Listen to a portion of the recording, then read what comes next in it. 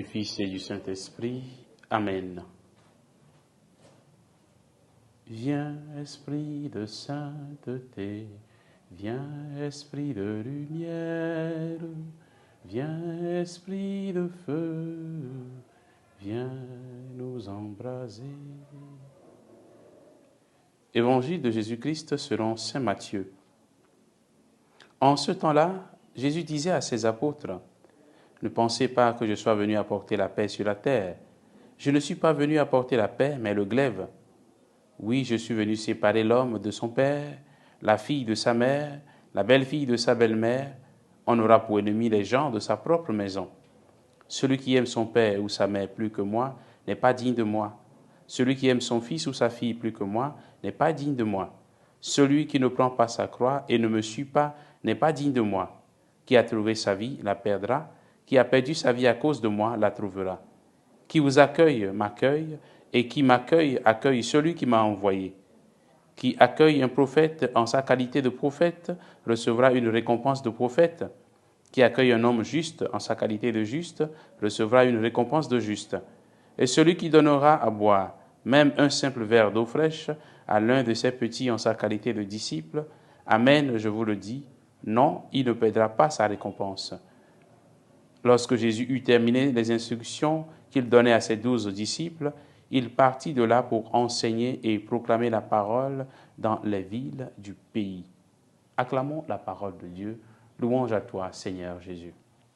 Bien, chers frères et sœurs en Christ, nous sommes aujourd'hui le lundi 17 juillet.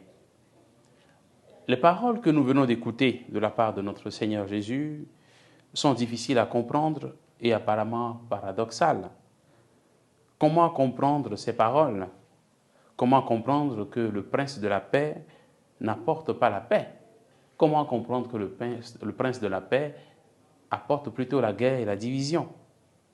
En réalité, le glaive ou la guerre que Jésus annonce signifie donc les conséquences du choix que chaque disciple est appelé à faire. Le choix doit se faire même au cœur de nos familles, avec nos proches, avec ceux qui nous sont confiés, avec ceux que Dieu a mis sur nos chemins. Celui qui choisit Jésus ne peut pas le préférer à ses parents ou à ses enfants ou à ses propres intérêts à lui. Celui qui devient chrétien ne peut plus se compromettre avec les adorations ou les cultes de sa famille qui vont contre sa foi chrétienne.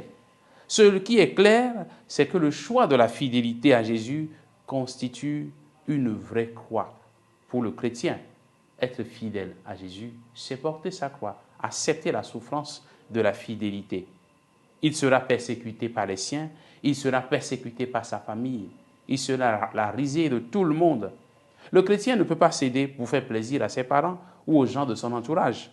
Celui qui veut sauver son image devant les gens en reniant Jésus n'est pas digne de lui. Celui qui ne veut pas avoir des problèmes avec ses amis ou avec ses parents en acceptant de faire comme eux, en acceptant de faire des cultes aux ancêtres ou autres choses qui vont contre Dieu, n'est pas digne donc de Jésus. Celui qui veut vivre dans la commodité avec les autres, juste pour ne pas avoir des soucis avec eux, ne peut pas être digne de Jésus. Le choix d'être chrétien s'assume. Être chrétien, cela engage. Cela comporte aussi des risques. De nombreux chrétiens préfèrent faire profil bas sur leur foi. Ce que Jésus rejette aujourd'hui. Il préfère ne pas se faire montrer, ne pas se montrer. Mais le vrai chrétien est celui qui est fier de se montrer tel et celui qui accueille toutes les souffrances qui peuvent découler de sa foi, qui peuvent lui arriver au nom de sa foi au Christ Jésus. Que le Seigneur nous donne cette grâce de la fierté de notre foi, afin que nous puissions nous manifester et nous montrer chrétiens en toutes choses et en toutes circonstances. Au nom du Père et du Fils et du Saint-Esprit. Amen.